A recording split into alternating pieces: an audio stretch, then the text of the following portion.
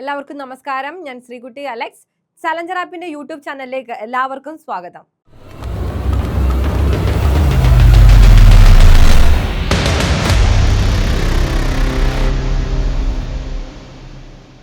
അപ്പോൾ ഞാനിന്ന് എടുക്കാൻ പോകുന്നത് കറണ്ട് അഫയേഴ്സ് 2025 കറണ്ട് അഫയേഴ്സിലെ സർക്കാർ പദ്ധതികളെ കുറിച്ചിട്ടുള്ള ഭാഗമാണ് ഞാൻ എടുക്കാൻ പോകുന്നത്. അപ്പം എല്ലാവരും ശ്രദ്ധിച്ചിരിക്കുക. നമുക്ക് ക്ലാസ് തുടങ്ങാം. ആദ്യത്തെ ചോദ്യം, ആത്മഹത്യ നിരക്ക് കുറയ്ക്കുന്നതിനായി കൊല്ലം ജില്ലയിൽ ആരംഭിച്ച പദ്ധതി ഏത്? ആത്മഹത്യാ നിരക്ക് കുറയ്ക്കുന്നതിനായി കൊല്ലം ജില്ലയിൽ ആരംഭിച്ച പദ്ധതി ഏത്? ഉത്തരം മനസ്സോടെ കൊല്ലം. ഉത്തരം മനസ്സോടെ കൊല്ലം. പദ്ധതി ആരംഭിച്ചത്, ഈ മനസ്സോടെ കൊല്ലം എന്ന പദ്ധതി ആരംഭിച്ചത് ആരാണ്? ഏത് വകുപ്പാണ്? കൊല്ലം ജില്ലാ ആരോഗ്യ വകുപ്പാണ് മനസ്സോടെ കൊല്ലം എന്ന പദ്ധതി ആരംഭിച്ചത് കേട്ടോ. ഇനി ശ്രദ്ധിച്ചേ, ആത്മഹത്യാ പ്രതിരോധ ബോധവൽക്കരണം, ശാസ്ത്രീയ പരിശീലനം, കൗൺസിലിംഗ്, 24 മണിക്കൂർ ഹെൽപ്പ് ഡെസ്ക് എന്നിവയാണ് ഈ പദ്ധതിയിലൂടെ നടപ്പിലാക്കുന്നത്. ഏതൊക്കെ കാര്യങ്ങളാണ് ജനങ്ങൾക്ക് വേണ്ടിയിട്ട് ഇതിലൂടെ നൽകുന്നത്, ഈ ഒരു പദ്ധതിയിലൂടെ നൽകുന്നത്? ആത്മഹത്യാ പ്രതിരോധ ബോധവൽക്കരണം നൽകുന്നു, അതുപോലെ തന്നെ ശാസ്ത്രീയ പരിശീലനം നൽകുന്നു, അതുപോലെ എന്താണ് കൗൺസിലിംഗ്, 24 മണിക്കൂർ ഹെൽപ്പ് ഡെസ്ക് സംവിധാനം എന്നിവയാണ് ഈ ഒരു പദ്ധതി കൊണ്ട് നടപ്പിലാക്കാനായിട്ട് ശ്രമിക്കുന്നത് കേട്ടോ. ഇനി ശ്രദ്ധിച്ചേ, അടുത്ത നോക്കാം. ഇനി എന്താണ് സ്നേഹിത എന്ന് നോക്കാം. ശ്രദ്ധിക്കുക, കേരളത്തിലെ പോലീസ് സ്റ്റേഷനുകളിൽ ആരംഭിച്ച കുടുംബശ്രീ ഹെൽപ്പ് ഡെസ്ക് ആണ്. എന്ത്? Kudumbashree help desk. കേരളത്തിലെ പോലീസ് സ്റ്റേഷനുകളിൽ ആരംഭിച്ച കുടുംബശ്രീ ഹെൽപ്പ് ഡെസ്ക് ഏതാണ്? കുടുംബശ്രീ ഹെൽപ്പ് ഡെസ്ക് ആണ് സ്നേഹിത എന്ന് പറയുന്നത് കേട്ടോ. ശ്രദ്ധിച്ചേ, പോലീസ് സ്റ്റേഷനുകളിൽ എത്തുന്ന സ്ത്രീകൾക്കും കുട്ടികൾക്കും മാനസിക പിന്തുണ നൽകുവാനും പരാതി പരിഹാരം മെച്ചപ്പെടുത്തുവാൻ പോലീസിനെ സഹായിക്കുകയുമാണ് ഏത് പദ്ധതി കൊണ്ട് ലക്ഷ്യമാക്കുന്നത്? ഈ സ്നേഹിത എന്ന് പറഞ്ഞിട്ടുള്ള പദ്ധതി കൊണ്ട് ലക്ഷ്യമാക്കുന്നത്. ആ സ്നേഹിത പദ്ധതി എവിടെയാണ്? കേരളത്തിലെ പോലീസ് സ്റ്റേഷനുകളിൽ ആരംഭിച്ച കുടുംബശ്രീ ഹെൽപ്പ് ഡെസ്ക് ആണ് സ്നേഹിത എന്ന് പറയുന്നത് കേട്ടോ. അപ്പോ മറക്കരുത്. ഒരു പ്രധാനപ്പെട്ട കാര്യമാണ് ഇനി പറയാൻ പോകുന്നത്. ശ്രദ്ധിച്ചിരിക്കുക. ലഹരി വിരുദ്ധ ക്യാമ്പയിന്റെ ഭാഗമായി പുറത്തിറക്കിയ യോദ്ധാവ് എന്ന ഹ്രസ്വ ചിത്രത്തിന്റെ ബ്രാൻഡ് അംബാസിഡർ ആരാണ് എന്നാണ് ചോദ്യം. ആരാണ്? യോദ്ധാവ് എന്ന ഹ്രസ്വ ചിത്രത്തിന്റെ ബ്രാൻഡ് അംബാസിഡർ ആരാണ്? മോഹൻലാൽ. ആരാണ്? മോഹൻലാൽ.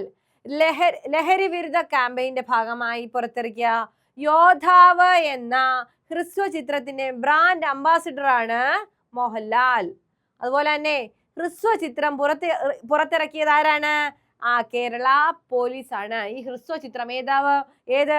യോദ്ധാവ് എന്ന ഹ്രസ്വ ചിത്രം പുറത്തിറക്കിയത് ആരാണ്? കേരള പോലീസ് ആണ്.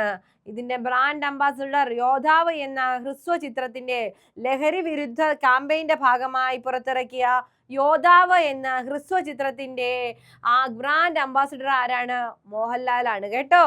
അപ്പം ഈ ഹ്രസ്വ ചിത്രം പുറത്തിറക്കിയത് കേരള പോലീസ് ആണ്. ശ്രദ്ധിച്ചേ, യോദ്ധാവ് മയക്കുമരുന്നിന്റെ വിപണനവും ഉപയോഗവും തടയുന്നതിന് വേണ്ടിയിട്ട് വിവിധ വകുപ്പുകൾ സംയോജിച്ച്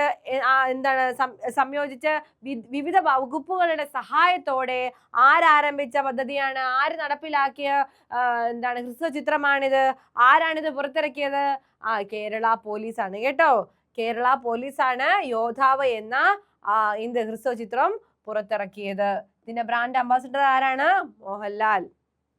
ഇനി ശ്രദ്ധിച്ച് അടുത്ത നോക്കാം. പ്രവാസികൾക്ക് ചികിത്സ മുതൽ കലാപഠനം വരെ നടത്താനുള്ള സൗകര്യമൊരുക്കുന്ന മൊബൈൽ ആപ്ലിക്കേഷൻ ഏതാണ്?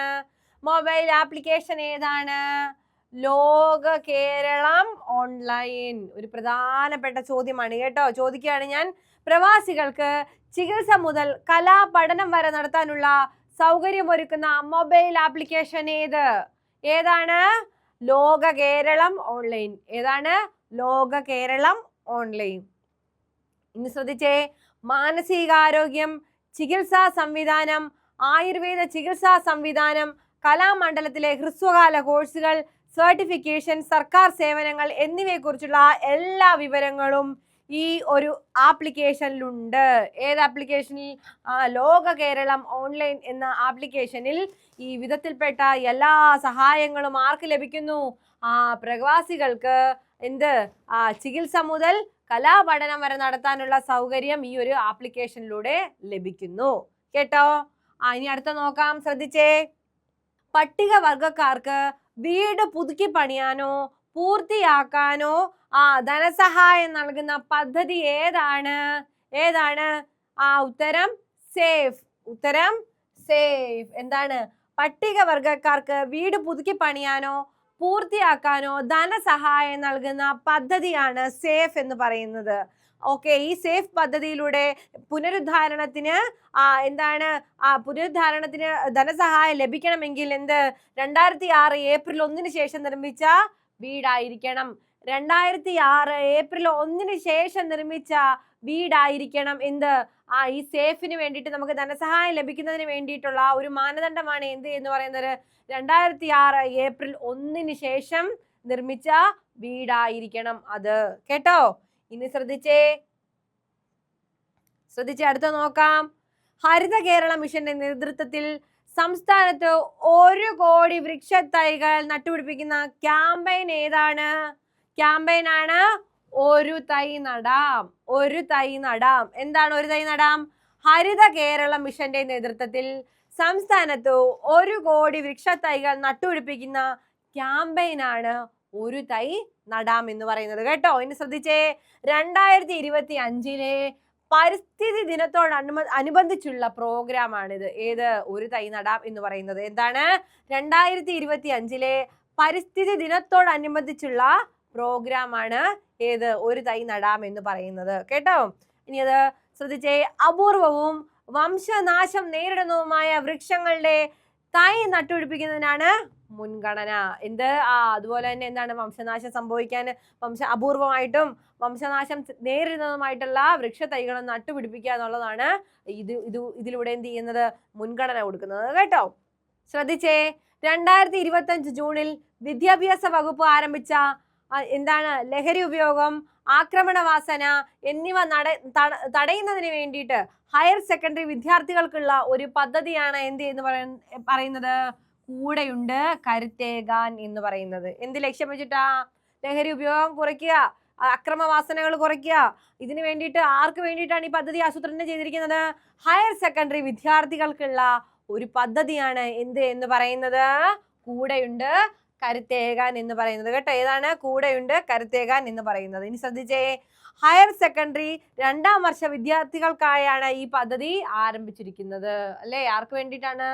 ഹയർ സെക്കൻഡറി 2ാം വർഷ വിദ്യാർത്ഥികൾക്ക് വേണ്ടിയിട്ടാണ് കൂടെയുണ്ട് കരുത്തേകാൻ എന്ന ഈ പദ്ധതി ആവിഷ്കരിച്ചിരിക്കുന്നത്. കേട്ടോ?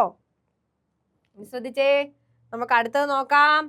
അയൽക്കൂട്ടം അംഗങ്ങളുടെ എണ്ണം കൂട്ടാനുള്ള കുടുംബശ്രീ പദ്ധതിയാണ് എന്ന് പറയുന്നത് 50+ എന്ന് പറയുന്നത്. എന്താണ് 50+ എന്ന് പറയുന്നത്? അയൽക്കൂട്ടം അംഗങ്ങളുടെ എണ്ണം കൂട്ടാനുള്ള കുടുംബശ്രീ പദ്ധതിയാണ് 50+ എന്ന് പറയുന്നത്. കേട്ടോ? എന്താണ് 50+ എന്ന് പറയുന്നത്?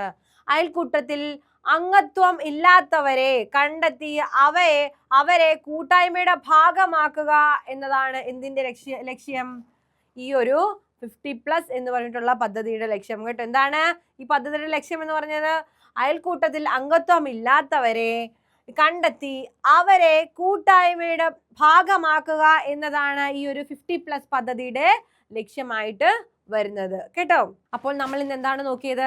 2025 ആനുകാലിക വിഷയത്തെ കുറിച്ചുള്ള ക്ലാസ് ആണ് നമ്മൾ ഇന്ന് എടുത്തത്, അല്ലേ? സർക്കാർ പദ്ധതികൾ. അപ്പം ഏറ്റവും പ്രധാനപ്പെട്ട കുറച്ച് സർക്കാർ പദ്ധതികൾ അത് ക്വസ്റ്റ്യൻ ആൻഡ് ആൻസർ വൈസ് ആക്കിയിട്ടാണ് നമ്മൾ ഇന്ന് ക്ലാസ് എടുത്തിട്ടുള്ളത്. കേട്ടോ? അപ്പൊ എന്ത് ചെയ്യുക? ഇതുപോലുള്ള കറണ്ട് അഫയേഴ്സുകൾ, ഈ ആനുകാലികങ്ങളൊക്കെ നമ്മുടെ കോമ്പറ്റേറ്റീവ് എക്സാമിന് എത്രമാത്രം ഇമ്പോർട്ടൻ്റ് ആണ് എന്നുള്ള കാര്യം പരീക്ഷ എഴുതുന്ന എല്ലാവർക്കും അറിയാവുന്നതാണ്, അല്ലേ? അപ്പം നിങ്ങൾ എന്ത് ചെയ്യുക? നല്ലതുപോലെ പ്രിപ്പയർ ചെയ്ത് പരീക്ഷയ്ക്ക് വേണ്ടിയിട്ട് തയ്യാറാകുക. കേട്ടോ? അപ്പം ഇതുപോലെയുള്ള ക്ലാസ്സുമായിട്ട് ഞാൻ ഇനിയും വരുന്നതായിരിക്കും. അപ്പോൾ അടുത്ത പ്രാവശ്യം കാണാം. അപ്പോൾ നിങ്ങൾ എന്ത് ചെയ്യുക? ഇതുപോലുള്ള ക്ലാസ്സുകൾ നിങ്ങൾക്ക് കൃത്യമായിട്ട് ലഭിക്കുന്നതിന് വേണ്ടിയിട്ട് നിങ്ങൾ ചലഞ്ചർ ആപ്പിൻ്റെ യൂട്യൂബ് ചാനൽ സബ്സ്ക്രൈബ് ചെയ്യുക, നമ്മുടെ ഇൻസ്റ്റാഗ്രാം പേജ് ഫോളോ ചെയ്യുക, ടെലഗ്രാമിൽ ജോയിൻ ചെയ്യുക, അതുപോലെ തന്നെ നമ്മുടെ ചലഞ്ചർ ആപ്പിൻ്റെ കോഴ്സുകൾ പർച്ചേസ് ചെയ്യുക. അപ്പോൾ ഇതുപോലെയുള്ള ടോപ്പിക്സുമായിട്ട് ഞാൻ അടുത്ത ക്ലാസ്സിൽ വരുന്നതായിരിക്കും. അതുവരേക്കും നന്ദി, നമസ്കാരം.